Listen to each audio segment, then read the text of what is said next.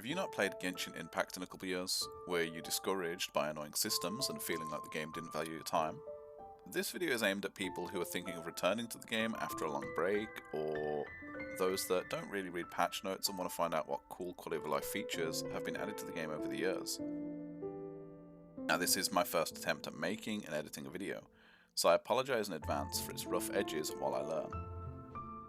If you end up learning something new, then this video served its purpose, and a like or a comment sharing your thoughts with me would help me out a bunch. However, if you want to see more of me, then more than anything I'd appreciate a follow over on my Twitch at twitch.tv/Surth, where I stream Hoyoverse games every Friday and a bunch of other things throughout the week. But with the shameless plug out of the way, here's just a few cool quality of life changes that I think returning players should be aware of. First up is skipping daily commissions. I'm sure no one's really a fan of these things, and thankfully they added the ability to complete your daily commissions without actually doing them. As you can see in the footage, I've not yet completed today's commissions.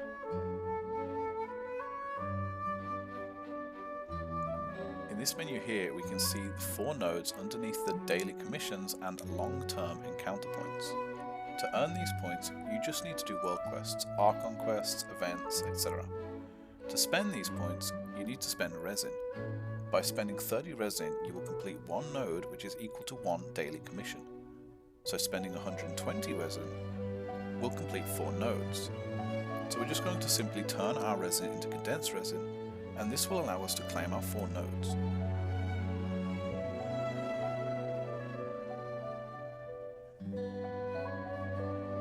Which will use up a few encounter points and complete our dailies. Then we can just go back to Catherine to claim our reward.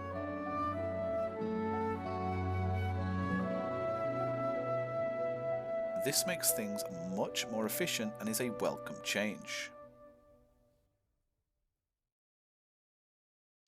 Next up is the training guide. If you're like me and you don't really know how to build a character or you need some guidance, this is a fantastic addition to the game.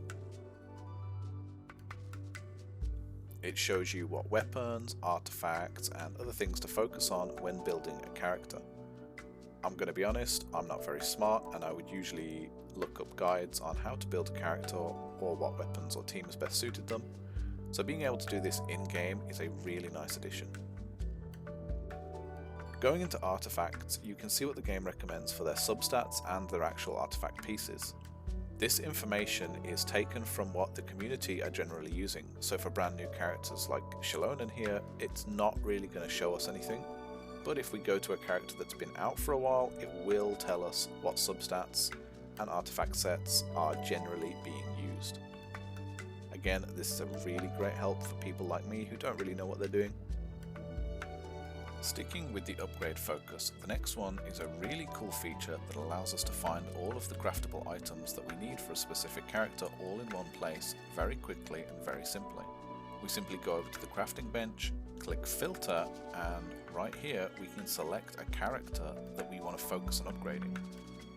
By doing so, it'll only show us the items we need for that character, from ascension materials and items you can get around the world, to the books and weapon crafting items. On that note of finding all of the items you need to upgrade your character quickly and easily is another fantastic feature that I wish they'd added a long time ago. Personally, I hate finding all of these little gatherables out in the world, and there's plenty that I miss, or sometimes they're just really hard to spot. This new feature allows you to select a character, select the item that you're looking for, and it'll just show you on the map where to get it. Here, these blue circles indicate where I can gather this current item. There were some other flowers down here, but I've already collected them, so we're waiting for those to respawn, and because they've already been gathered, they're not showing on the map. Which means it's not just telling us a general area, it's actually letting us know if there are active collectibles for us to go and gather. I could have used with this feature a long time ago. Now the next feature is pretty cool, but in my opinion poorly implemented. This Elixir system basically allows you to craft a custom artifact, but it's a little limiting in what you can do and how often you can do it. There's still the chance that you're going to get screwed over by RNG for the substats, but it gives you some control on what you can create. Each piece requires a different cost of elixirs, from 1 to 4, goblets being the most expensive. We're going to select an elemental damage bonus with crit rate and crit damage. This means that these stats are guaranteed, but the other 2 stats could be random, and when leveling up the item, it's still gonna potentially roll defense and HP, because of course it will. If we go over to this other tab, this is how we make these elixirs, by sacrificing fully upgraded artifacts, but you can only do this around once every 1.5 months. Fortunately, you can get elixirs from the battle pass and other places and maybe future events, but the amount you can get your hands on is very limited. I think they could have done a much better job implementing this system, but it is better than nothing. Being able to create custom artifacts is at least a step in the right direction. I suppose a small mention should be given to the addition of new endgame content. The world level can now be increased to level 9, which just makes things a little tougher to kill, more damage spongy. There is a new endgame mode, like Spiral Abyss, called Imaginarium Theatre, but it's basically just like Spiral Abyss. You're just fighting waves of monsters and picking buffs between each floor. The only addition is that you can bring a bunch of characters, but then you're limited to who's allowed to come in, and you select and bring in new characters each time. After you've used a character a certain amount of times, the character will then leave the roster. So it's a bit more roguelike-y, I guess?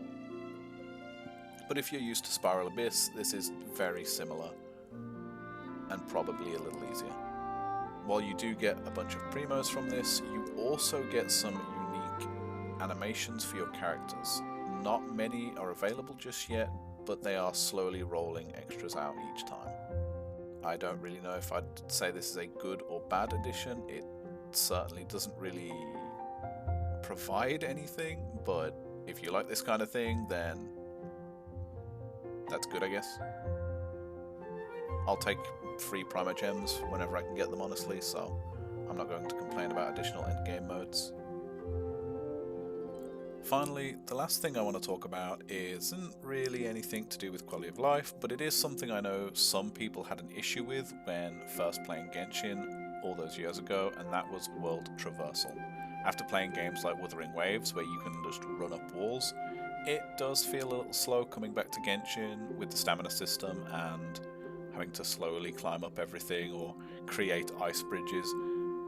But the reason I wanted to make this little segment is just to let people know that they are releasing characters with unique traversal abilities, such as Wanderer being able to fly, Farina being able to walk on water while her skill's active, and Shilonen being able to just skate straight up cliffs.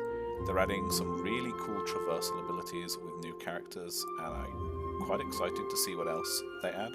I'm hoping they eventually add a character that can just infinitely fly. With the addition of Wanderer and a character I don't have called Kinich, who can grapple the midair and just jump around, there's some really fun gameplay to be had now. I know I had a friend who almost quit the game back in the day because he would run out of stamina running across or near water and would just drown. He was quite frustrated with not being able to travel as quickly or as far as he'd like to. So it is nice to see that they are releasing characters that break this and can do some really cool stuff. So if you are somebody who quit the game, or you weren't a fan of the slow world traversal, then keep in mind that there are cool characters that are being released that will help you get over this. Well, if you got to the end of the video, thank you. I sincerely appreciate it. As I said, this was my first attempt at actually putting together a video, and I'm hoping to receive some feedback, some both positive and negative, just to let me know what I can improve, what I did well, what I could do better. And I'd love to see some of you hop over to my Twitch and join us for Hoyo Fridays, as well as the other content that we stream almost every other day. But yeah, thank you for watching, and have a good one.